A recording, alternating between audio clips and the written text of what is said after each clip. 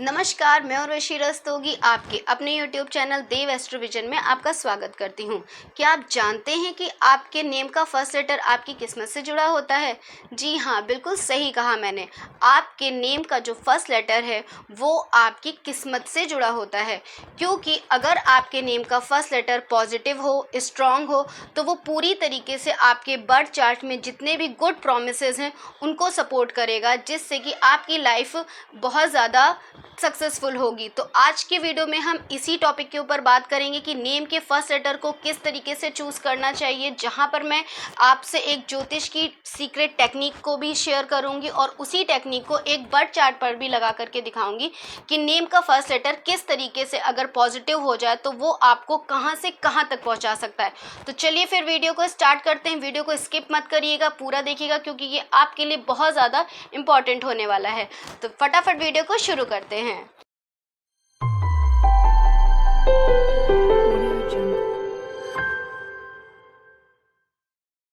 Name का first letter हमें कैसे सेलेक्ट करना है, ये महर्षि पराशर ने अपनी किताब बृहत पराशर होरा शास्त्र में बहुत अच्छे से एक्सप्लेन करा हुआ है। इस किताब को महर्षि पराशर द्वारा संस्कृत में लिखा गया था, जिसको बाद में आर संथामन जी ने इंग्लिश में ट्रांसलेट करा। वॉल्यूम 1 में इस टेक्निक को बहुत अच्छे से डिटेल में दिया हुआ है, जो कि मैं आज आपसे शेयर करूँगी। इस बुक के पेज नंबर 29 और पेज नंबर 30 पे ये साफ लिखा हुआ है कि the name of the child can be selected with an initial letter as above based on the stronger of the two via natal ascendant lord and Navamsha ascendant Lord.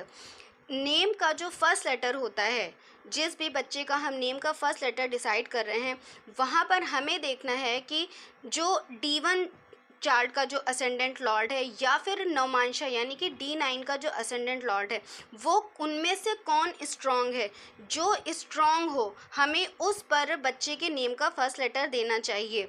और यहाँ पर ये बात करी गई है कि अगर उन दोनों में से कोई स्ट्रॉन्ग नहीं है तो पूरे चार्ट में जो भी प्लैनेट सबसे अच्छा पोजीशन में बैठा हुआ है, यानी कि कोई ऐसा प्लैनेट जो किसी मेलेफिक के साथ नहीं बैठा हुआ है, किसी खराब भाव में नहीं बैठा हुआ है और अच्छे कॉम्बिनेशन के साथ बैठा हुआ है, या फिर जुपिटर से ब्लेस्ड है, हमें उस प्लैनेट से नेम का फर्स्ट लेटर डिसाइड करना चाहिए।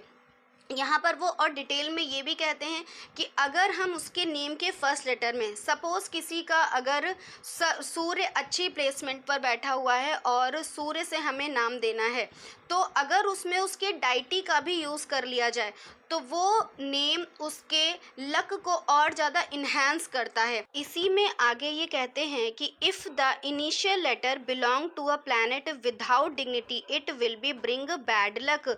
यानी कि अगर कोई ऐसा नाम हमने अपने बच्चे का डिसाइड कर दिया, नेम का फर्स्ट लेटर, जिसमें पावर नहीं है, वो खराब भाव में बैठा हुआ है या किसी मेलेफिक के साथ बैठा हुआ है या फिर उसमें कोई ऐसी इनमें से किसी भी तरीके की कोई भी प्रॉब्लम है, तो वो उसके बैड लक को इन्हेंस करता है। तो यहाँ पर साफ जो है महर्षि पराशर जी ने नेम के फर्स्ट लेटर को बहुत ज़्यादा इम्पोर्टेंट दी है कि नेम का जो फर्स्ट लेटर होता है वो बहुत ज़्यादा इम्पॉर्टेंट होता है। अब इसी में आगे महर्षि पराशर जी कहते हैं कि जब आपने किसी के भी नेटिव के बर्थ चार्ट से अगर आपने उसका स्ट्रॉन्ग प्लैनेट निकाल लिया है, तो अब हमें कौन से अल्फ़ाबेट को चुनना है। सपोज़ अगर किसी का सन निकल करके आता है कि वो स्ट्रॉन्ग स्थिति में बैठा हुआ है, तो वहाँ पर आप वॉवेल से उसके नेम को स्टार्ट कर सकते हैं। या हिंदी में अगर हम बात करें तो छोटा आ से लेकर के औ तक जितने भी लेटर होते हैं उनको आप वहाँ पर उनसे फर्स्ट लेटर स्टार्ट कर सकते हैं। अगर किसी का मून निकल करके आता है स्ट्रॉन्ग, तो वहाँ पर आप य, र, ल, व, श, श, स और हा, इन लेटर्स को आप इनसे फर्स्ट लेटर को स्टार्ट कर सकते हैं। इसी तरीके से Mars, Venus, mercury, Jupiter, Saturn के उन्होंने सारे के सारे अक्षर्स को यहाँ पर दिया हुआ है कि आप इसमें से किसी से भी आप अपने चाइल्ड का फर्स्ट लेटर का जो नेम का जो फर्स्ट लेटर है वो आप दे सकते हैं। तो अब अगर हम इसी में आगे बात करें कि हमने नेम का फर्स्ट लेटर तो हमने बर्थ चार्ट के अकॉर्डिंग स्ट्रॉन्ग प्लैनेट से निकाल लिया, बट अब अगर हम उसी में ही उसमें डाइटी का यूज़ करें, जैसे कि महर्षि पराशर जी कहते हैं कि अगर हम किसी के नेम के फर्स्ट लेटर के साथ में अगर हम उसमें उसका डाइटी भी यूज़ कर लेते हैं तो वो उस बच्चे के लक को और भी ज़्यादा वो इन्हेंस करता है। तो यहाँ पर जिस जिस तरीके से नीचे सीक्वेंस में सारे के सारे प्लैनेट्स के अल्फ़ाबेट दिए हुए थे, उसी सीक्वेंस में यहाँ पर उन्होंने उन सारे के सारे 7 प्लैनेट्स के डाइटीज़ को यहाँ पर ऑर्डर में मेंशन करा हुआ है। जैसे कि सन यानी कि फायर अग्नि, तो इनके जो डाइटी बनते हैं वो सूर्य देवता बनते हैं। वाटर यानी कि मून, वरुण देवता। मार्स के लिए सुब्रमण्यम यानी कि कार्तिकेय जी बनते हैं।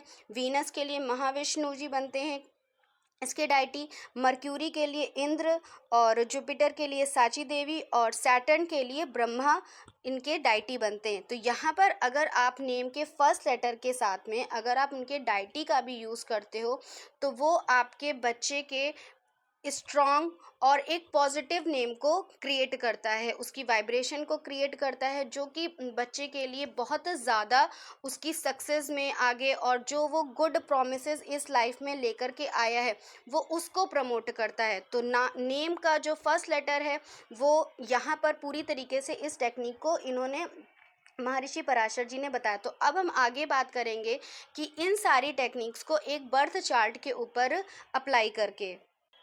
यहाँ पर जो मैंने बर्थ चार्ट लिया हुआ है वो मैंने सुंदर पिचाई जी का लिया हुआ है, जो कि अपने में ही बहुत बड़ी हस्ती हैं।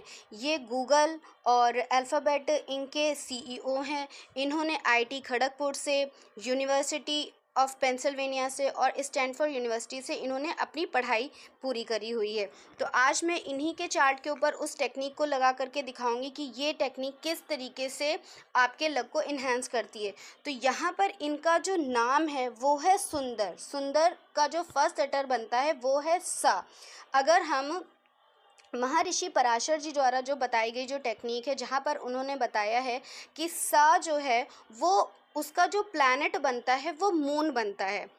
तो अगर हम इनके बर्थ चार्ट में मून की प्लेसमेंट देखें तो मून बैठा हुआ है 5th हाउस में। कुंडली का 5th हाउस जो होता है वो शुभ भावों में गिना जाता है।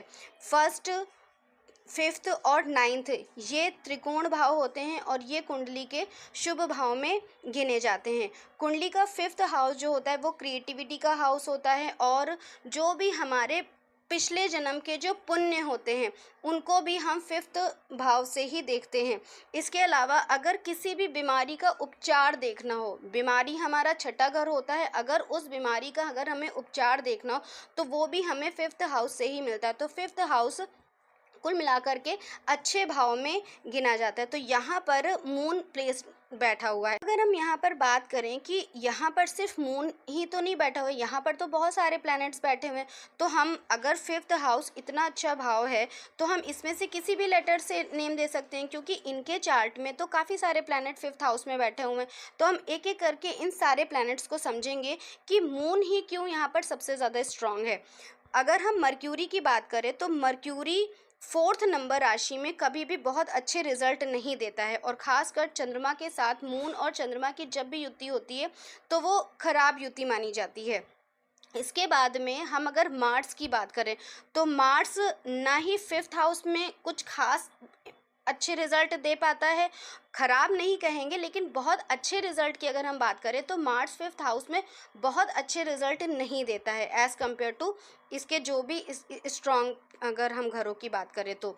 और 4 नंबर राशि है यहाँ पर, तो मार्स जो है वो 4 नंबर राशि में नीच का भी हो जाता है। तो यहाँ पर मार्स भी इतना ज़्यादा स्ट्रॉन्ग नहीं है, और केतु से तो नाम हम देते नहीं हैं। तो यहाँ पर अगर हम इन तीनों प्लैनेट्स को कंपेयर करें तो सबसे ज़्यादा मून स्ट्रांग है, क्योंकि मून एक तो 5th हाउस में बैठा हुआ है और दूसरी बात अपनी खुद की राशि में बैठा हुआ है। 4 नंबर जो राशि होती है वो खुद की मून की अपनी राशि होती है। तो यहाँ पर मून पूरी तरीके से स्ट्रांग बैठा हुआ है इनके बर्थ चार्ट में, इसीलिए इनके नेम का जो फर्स्ट लेटर है वो इनको बहुत ज़्यादा इतना ज़्यादा इनको जो है सपोर्ट कर गया। तो इसीलिए कहा जाता है कि नेम का जो फर्स्ट लेटर होता है वो आपकी किस्मत को बदलता है। जैसे कि मैंने शुरुआत में ये चीज़ आपको बोली थी, तो यहाँ पर आप क्लियरली देख सकते हैं कि इनके नेम का जो फर्स्ट लेटर है इनको कितनी ब्यूटीफुल तरीके से सपोर्ट कर रहा है। तो अब अगर हम यहाँ पर बाकी के कॉम्बिनेशंस की बात करें, उन जो है प्लैनेट्स को, उसको भी अगर हम थोड़ा सा एनालिसिस करें तो हम देखेंगे कि अगर यहाँ पर जैसे मर्क्यूरी बैठा हुआ है 5th हाउस में, मर्क्यूरी किस चीज़ का कारक होता है? एजुकेशन का। तो इन्होंने एजुकेशन किस चीज़ की करी?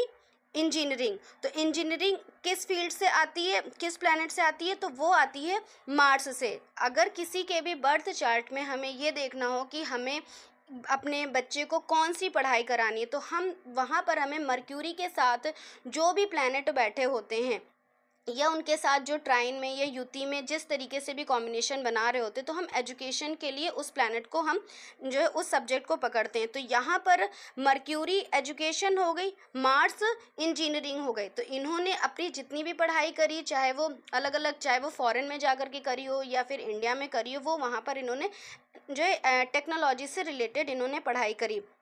फिर उसके बाद में अगर हम बात करते हैं कि यहाँ पर केतु क्या काम कर रहा है, तो केतु विदेश को रिप्रेजेंट करता है। तो इन्होंने जो अपनी पढ़ाई करी वो कहाँ करी? जा कर के विदेश में करी। और मून किस चीज़ का कारक है? मून यात्रा का कारक होता है। तो यहाँ पर देखिए, अगर हम इन सारे प्लैनेट्स को अगर हम इनका कॉम्बिनेशन बनाते हैं तो कितने अच्छे तरीके से ये सारी चीज़ें यहाँ पर जो है इस चीज़ को बता रही हैं कि मर्क्यूरी एजुकेशन, किस चीज़ की पढ़ाई एजुकेशन करी? इन्होंने करी टेक्नोलॉजी की, यानी कि मार्स। कहाँ जा करके करी? केतु, यानी कि विदेश। कैसे गए? यात्रा करके, यानी कि मून। तो ये चारों प्लैनेट यहाँ पर कितनी ब्यूटीफुल तरीके से इन सारी चीज़ों को सपोर्ट कर रहे हैं। इसके अलावा अगर हम इसी चार्ट को एक स्टेप और एनालिसिस करते हैं तो यहाँ पर इनके 3rd हाउस में सैटर्न और वीनस बैठा हुआ है। तो कुंडली में हमेशा इस चीज़ को याद रखिए कि हर एक भाव अपने से तीसरे भाव में संबंध बनाता है। यानी कि अगर किसी का कोई भी प्लैनेट 1st हाउस में बैठा हुआ है तो वहाँ से वो तीसरे घर के जो भी प्लैनेट बैठा है या खाली है, पर वो वहाँ से संबंध जरूर बनाएगा। तो इसीलिए अगर इनके 3rd हाउस में सैटर्न और वीनस बैठा हुआ है तो वहाँ से तीसरा घर क्या पड़ा? तीसरा, चौथा, पांचवा, तो वो इसका तीसरा घर पड़ गया, 1 2 3। तो यहाँ पर सैटर्न और वीनस भी जो है इन सारे के सारे प्लैनेट से संबंध बना रहे। तो सैटर्न क्या हो गया? कर्म। तो इन्होंने कर्म भी विदेश जा कर के करा। और वीनस क्या है? पैसा। तो यानी कि विदेश में जा कर के इन्होंने पढ़ाई करी और पढ़ाई करने के बाद उसी से इन्होंने कर्म किया और उसके बाद में उन्होंने उसी से पैसा अर्न करा।